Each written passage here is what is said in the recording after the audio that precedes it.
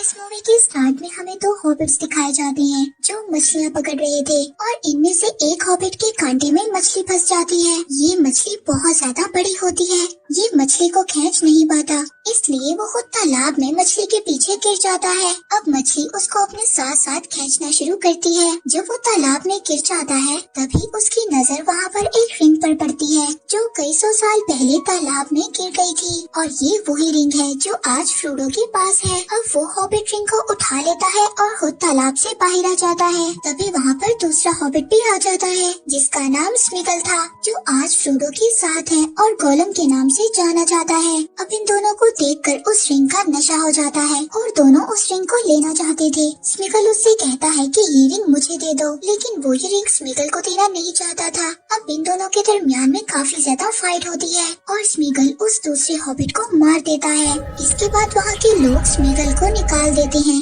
और वो दूर कहीं गुफा में चला जाता है। अब स्मिगल ने गुफा में रहना शुरू कर दिया था और वहाँ पर रहकर वो कच्ची मछलियाँ भी खाता था। अब आहिस्ता आहिस्ता ऐसे ही वक्त गुजर रहा था और 2500 साल बाद स्मिगल बिल्कुल पूरी तरह से बदल जाता है। अब कहानी दोबारा प्रेजेंट में आती है और हम देखते हैं कि गोलम फ्रोडो और उसके दोस्त सैम को आगे रास्ते पर लेकर जा रहा है। अब ये लोग मोरडोर से काफी दूर नहीं थे। अब गोलम एक दफा फिर अपने अच्छे और बुरे मन से लड़ रहा था। अब गोलम का अच्छा दिल ये कह रहा था कि उसे इन दोनों के साथ बुरा नहीं करना चाहिए, जबकि दूसरी तरफ गोलम का बुरा दिल ये कह रहा था कि इन दोनों को मार दो। हालांकि गोलम अब फ्रोडो पर यकीन भी नहीं करता। अब गोलम ये प्लान बनाता है कि वो रास्ते में इन दोनों को मार देगा और रिंग हासिल कर लेगा। अब गोलम जब ये प्लान बना रहा था तो तभी फ्रोडो का फ्रेंड सैम उसकी सब बातें सुन लेता है। वो गोलम को बहुत मारता है, लेकिन तभी फ्रोडो उसको रोक लेता है। वो कहता है कि हम गोलम के बगैर आगे मोरडोर के रास्ते तक नहीं जा सकते।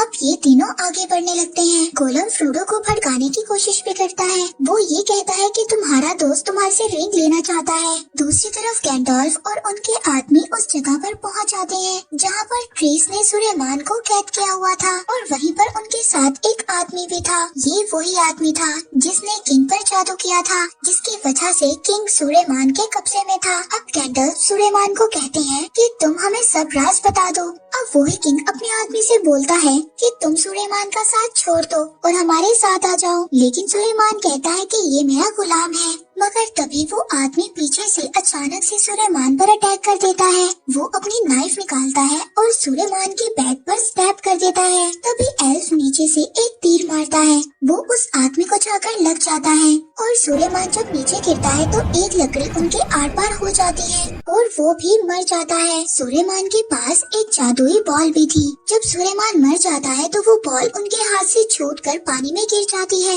और वो एक हॉबिट उठा लेता है, लेकिन गैंडोल्फ वो बॉल अपने कब्जे में ले लेते हैं। अब सब लोग वहाँ से चले जाते हैं। रात को जब सब लोग सो रहे होते हैं तो वही हॉबिट देखता है कि गैंडोल्फ सो रहे हैं। वो उनके हाथ से वही जादुई बॉल ले लेता है। अब जब वो अपने हाथों में वो जादुई बॉल पकड़ता है तो उसको कुछ होने लगता है। दरअसल ये सारोन की एक मैजिकल बॉल थी जिसके जरिए वो सुलेमान के साथ बातें किया करता था। लेकिन तभी गैंडोल्फ उठ जाते हैं और वो बॉल उससे वापस ले लेते हैं और वो हॉबिट बेहोश हो जाता है। जब उसको होश आता है तो गैंडोल्फ उससे पूछते हैं कि तुमने क्या देखा।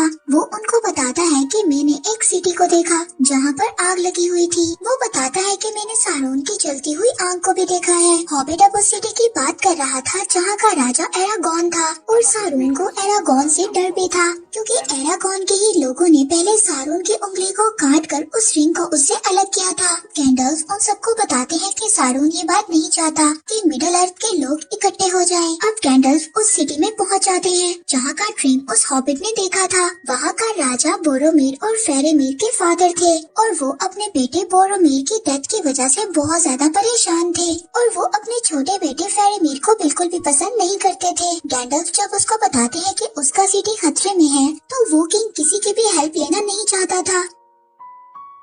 गैंडल्फ अब हॉबिट को बताते हैं कि सारोन ने एक बहुत बड़ी आर्मी को इकट्ठा कर लिया है और अब वो बहुत जल्दी कॉन्डोर सिटी पर अटैक करेगा। गैंडल्फ उसको बताते हैं कि सारोन ने अभी भी अपने एक वॉरियर को छुपा कर रखा हुआ है और वो बहुत ही ज्यादा खतरनाक है। गैंडल्फ उसी साई की बात कर रहे थे जिसने फ्रोडो पर अटैक किया था। वहीं पर दूसरी तरफ हम गोलम और फ्रोडो और उसके दोस्त को देखते हैं जो मोरडोर के रास्ते तक पहुंच गए थे। अब वो एक ऐसे पहाड़ के पास पहुंच गए थे जहाँ पर बहुत ज्यादा सीढ़ियाँ थी और उन्हें उन सीढ़ियों को चढ़कर ऊपर तक जाना था। यहाँ पर ड्रैगन और सारोन की आर्मी भी थी, लेकिन वो लोग इन लोगों को नहीं देख पाते।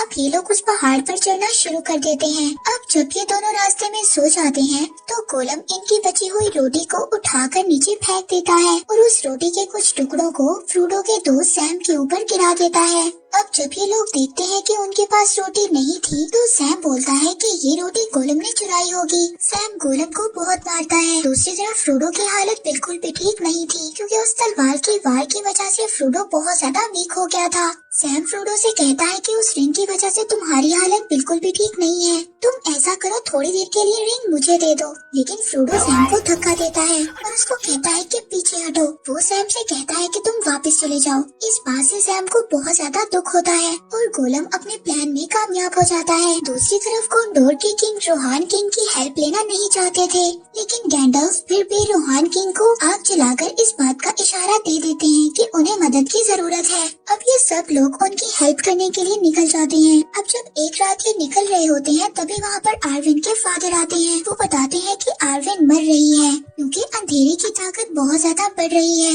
और जैसे जैसे अंधेरे की ताकत बढ़ेगी सितारों की ताकत कम हो जाएगी और आर्विन मर जाएगी। लेकिन एरागोन आर्विन को बहुत ज्यादा पसंद करता था। वो एरागोन से कहते हैं कि तुम इस वार को कभी भी जीत नहीं सकते, दुश्मन की तादाद बहुत ज्यादा है। वो एरागोन से कहते हैं कि अभी भी पहाड़ों में कुछ साए हैं, तुम उनको भी अपने साथ आर्मी में शामिल कर लो। वो कहता है कि वो नहीं आएंगे। आर्विन के फादर कहते हैं कि वो आएंगे अगर कॉन्डोर का किंग उन्हें खुद बुलाएगा और वो एरागोन को एक तलवार देते हैं जिस तलवार से सारोन को खत्म किया गया था और अब उस तलवार को दोबारा से नई तरह से बनाया गया था। अब एरागोन अपनी तलवार के साथ उन पहाड़ी रास्तों पर चला जाता है जहाँ से कभी भी कोई वापस जिंदा नहीं आ पाया था। तभी एरागोन का एक साथी उससे पूछता है कि हमें यहाँ पर क्या मिलेगा। तभी एल्फ उसको बताता है कि यहाँ के लोगों पर एक जादू है।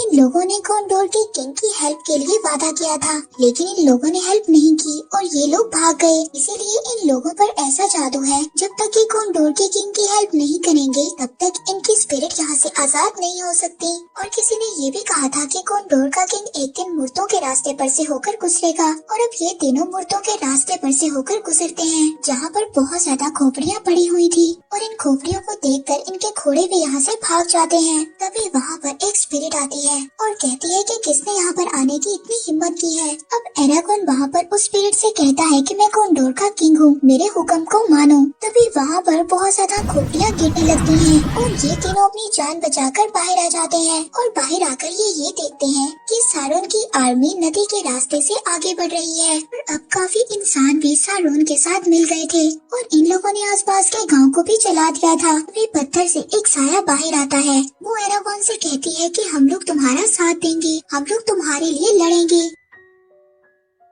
दूसरी तरफ सारोन की आर्मी कॉन्डोर सिटी पर अटैक कर देती है। वहाँ का किंग पूरी तरह से हार मान लेता है। वहाँ का किंग बिल्कुल पागल हो गया था। अब वो किंग ये समझ रहा था कि उसका दूसरा बेटा फेरेमिर भी मर गया है। अब वो लोग उसको जलाने लगते हैं, लेकिन तभी वहाँ पर गैंडल्फ आ जाते हैं। दूसरी तरफ बाहर सारोन की बहुत बड़ी आर्मी होती है जिसमें बहुत ही बड़े बड़े हाथी और बहुत ही अजीब किस्म के ड्रैगन्स होते हैं जिनका मुकाबला करना बिल्कुल भी आसान नहीं था। दूसरी तरफ रोहान का किंग भी अपनी आर्मी लेकर वहाँ पर पहुँच गया था, लेकिन वहाँ पर सारोन की आर्मी के इतने बड़े बड़े हाथी थे कि वो रोहान किंग की आर्मी को पूरी तरह से मार देते हैं। और तभी वहाँ पर वो साया भी आ जाता है। वो साया अपने ड्रैगन पर बैठ कर आता है। उसका ड्रैगन रोहान के किंग को उठाकर दूर फेंकता है, पर तभी उस किंग की भतीजी आ जाती है और वो उसके ड्रैगन का गला काट देती है। अब वो एक वॉरियर के ड्रेस में एक लड़की थी और वो छुप कर इस वॉर में आई थी। अब वो काला साया कहता है कि मुझे कोई भी आदमी नहीं मार सकता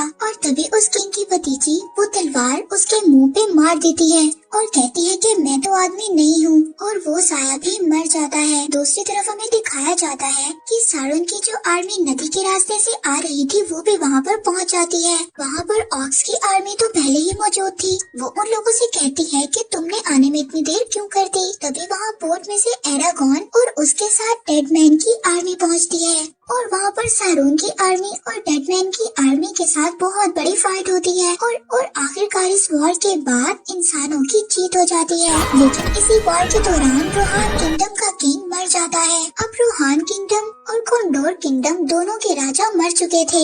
एरागॉन के पास डेडमैन आर्मी का किंग आता है और कहता है कि तुमने हमसे वादा किया था, अगर हम तुम्हारी हेल्प करेंगे तो तुम हम लोगों को आजाद कर दोगे। एरागॉन उन सबको आजाद कर देता है और वो डेडमैन की आर्मी हवा बनकर उड़ जाती है। दूसरी तरफ फ्रोडो गोलम के साथ आगे जा रहा था। जब सैम पहाड़ से नीचे उतरता है तो देखता है कि रोटी के कुछ टुकड़े पड़े हुए हैं, जिससे उसको गोलम पर शक होता है और वो फ्रोडो के पीछे दोबारा चला जाता है। दूसरी तरफ हम फ्रोडो और गोलम को देखते हैं जो अब एक गुफा में पहुंच गए थे। गोलम फ्रोडो से कहता है कि तुम्हें यहाँ से अंदर जाना होगा और यही सिर्फ एक रास्ता है। वहाँ पर बहुत ही बड़े बड़े जाले होते हैं। तभी वहाँ पर एक बहुत ही बड़ी स्पाइडर आती है। वो स्पाइडर फ्रोडो को मारना चाहती थी क्योंकि गोलम भी यही चाहता था कि वो स्पाइडर फ्रोडो को मार दे और उससे रिंग वो गोलम ले ले। अब फ्रोडो तो स्पाइडर से बच जाता है, लेकिन गोलम आकर फ्रोडो पर अटैक कर देता है। इसी दौरान गोलम उस पहाड़ से नीचे गिर जाता है। फ्रोडो बहुत ज्यादा वीक था क्योंकि रिंग जैसे जैसे मोर्डोर के करीब आ रही थी वो फ्रोडो पर हावी हो रही थी। अब फ्रोडो जब आगे बढ़ता है तो वो स्पाइडर फ्रोडो को टंक मार देती है और फ्रोडो बेहोश हो जाता है। वो स्पाइडर फ्रोडो को अपने जाले में कवर कर देती है। इससे पहले वो फ्रोडो को कुछ करती वहाँ पर सैम आ जाता है। सैम उस स्पाइडर का मुकाबला करता है और उससे फाइट करता है, जिसके बाद स्पाइडर दोबारा से अपनी जगह पर चली जाती है। सैम फ्रोडो को उठाने की कोशिश करता है लेकिन वो नहीं उठ रहा था। सैम अब ये समझता है कि फ्रोडो मर चुका है, लेकिन फ्रोडो बेहोश था। तभी वहाँ पर दो ऑक्स आ जाते हैं। वो उठाकर फ्रोडो को अपने साथ ले जाते हैं और अब सैम को भी पता था कि फ्रोडो जिंदा है। वो ऑक्स फ्रोडो को एक किले में ले जाते हैं और वहाँ पर जाकर उसके कपड़े उतार देते हैं और वो ऑक्स फ्रोडो को मारने की कोशिश करते हैं, लेकिन तभी वहाँ पर सैम आ जाता है। वो उन ऑक्स को मार देता है और फ्रोडो को बचा लेता है। फ्रोडो अब सैम से माफी भी मांगता है और फ्रोडो कहता है कि सब कुछ खत्म हो गया है, वो लोग रिंग को ले गए हैं। लेकिन सैम कहता है कि ऐसा कुछ नहीं हुआ, रिंग मेरे पास है, मुझे ऐसा लगा कि तुम मर गए हो, तभी रिंग मैंने अपने पास रख ली। वो सैम से कहता है कि ये रिंग मुझे दे दो, इस रिंग का बोझ मैं ही उठा सकता हूँ। अब ये लोग मोर्डोर तक पहुँचने वाले थे, लेकिन वहाँ तक पहुँचना इतना आसान नहीं था क्योंकि रास्ते में हजारों ऑक्स की आर्मी थी। अब ये बात गैंडल्फ भी जानते थे। अब गैंडल्फ ये डिसाइड करते हैं कि वो सारून की आर्मी पर अटैक करेंगे। अब यहाँ पर सारून की बहुत बड़ी आर्मी इकट्ठी हो गई थी। ये लोग जिस मकसद के लिए आए थे वो मकसद इनका पूरा हो गया था क्योंकि सारून की सभी आर्मी तो यहाँ पर थी, इसीलिए फ्रोडो और सैम का रास्ता तो खाली था और इन लोगों ने सारून की आर्मी जैसे ही कपड़े पहने हुए थे, इसीलिए इन दोनों को पहचानना आसान नहीं था। ये दोनों मोर्डोर के पहाड़ तक पहुँच जाते हैं, जहाँ पर जाकर इन लोगों ने इस रिंग को डिस्ट्रॉय करना था। पर रास्ते में फ्रोडो एक जगह पर गिर जाता है और कहता है कि ज्यादा आगे मैं नहीं चल सकता। अब सैम फ्रोडो को उठा लेता है और वो मोर्डोर के पहाड़ तक जाने लगता है। दूसरी तरफ इंसानों और सारून की आर्मी के खिलाफ जंग हो रही थी। अब जब ये दोनों रास्ते पर जा रहे होते हैं तभी इनके ऊपर गोलम अटैक कर देता है। गोलम फ्रोडो को मारने वाला था, लेकिन तभी सैम उस पर पत्थर फेंकता है और गोलम दूर जाकर गिरता है। सैम और गोलम के दरमियान बहुत ही ज्यादा फाइट होती है। फ्रोडो इस बात का फायदा उठाता है और मोर्डोर की गुफा के अंदर चला जाता है, जहाँ पर लावे की नदी बह रही थी। अब फ्रोडो वहाँ तक पहुँच जाता है और रिंग फ्रोडो के हाथ में थी। सैम फ्रोडो से कहता है कि इस रिंग को फेंक दो, पर फ्रोडो उस रिंग को नहीं फेंकता। फ्रोडो उस रिंग के मैजिक में आ गया था, कहता है कि ये रिंग मेरी है और उस रिंग को पहन लेता है। ठीक वैसे ही वो इस रिंग के मैजिक में आ जाता है, जैसे कई साल पहले वो किंग आया था जिसको सबसे पहले वो रिंग मिली थी। अब फ्रोडो इस रिंग को पहन लेता है और पहनकर गायब हो जाता है। अब सारून को भी ये बात पता चल गई थी कि रिंग माउंट डोर की गुफा में है। अब वो ड्रैगन जो वॉर में थे वो वहाँ से आ जाते हैं और माउंट डोर की गुफा तक पहुँच जाते हैं। अब फ्रोडो तो यहाँ से चला जाता है लेकिन तभी गोलम भी वहाँ पर आ जाता है और वो फ्रोडो के फुटप्रिंट से ये पता लगा लेता है कि फ्रोडो कहाँ पर है। गोलम फ्रोडो पर अटैक कर देता है और उस उंगली को बाइट कर लेता है जिसमें फ्रोडो ने रिंग पहनी हुई थी और उस उंगली को फ्रोडो की अलग कर देता है। इसके बाद फ्रोडो नजर आने लग जाता है और रिंग आ जाती है गोलम के पास। गोलम रिंग को हासिल कर बहुत ज्यादा खुश था, लेकिन फ्रोडो अभी भी गोलम से वो रिंग लेना चाहता था। दूसरी तरफ इंसानों की आर्मी सारुन की आर्मी से हार रही थी और इधर गोलम के पास रिंग आ गई थी। अब फ्रोडो जब गोलम से रिंग लेने वाला था तभी वो फाइट के दौरान दोनों पहाड़ से नीचे गिर जाते हैं।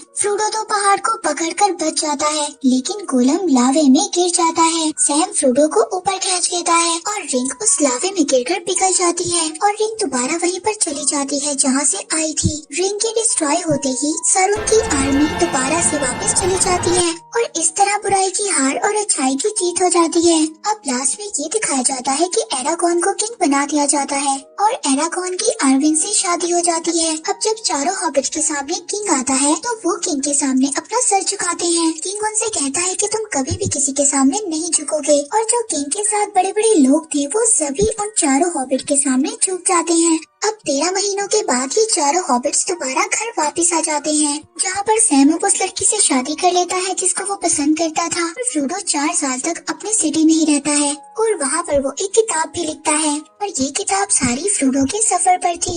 इसके बाद वो अपने अंकल बिल्बो बैगिंग के साथ मिडल अर्थ की तरफ निकल पड़ता है। उसके अंकल अब बहुत ज्यादा बूढ़े हो गए थे। बिल्बो बैगिंग्स को एल्फ अपने साथ लेकर जाना चाहते थे। वहाँ पर गैंडल्फ भी होते हैं। अब फ्रोडो भी उनके साथ जा रहा था और वो किताब जो फ्रोडो ने लिखी थी वो सैम को दे देता है और बोलता है कि अभी मेरा सफर बाकी है और वो भी उनके साथ चला जाता है। और इसी के साथ ये मूवी यहीं पर एंड हो जाती है।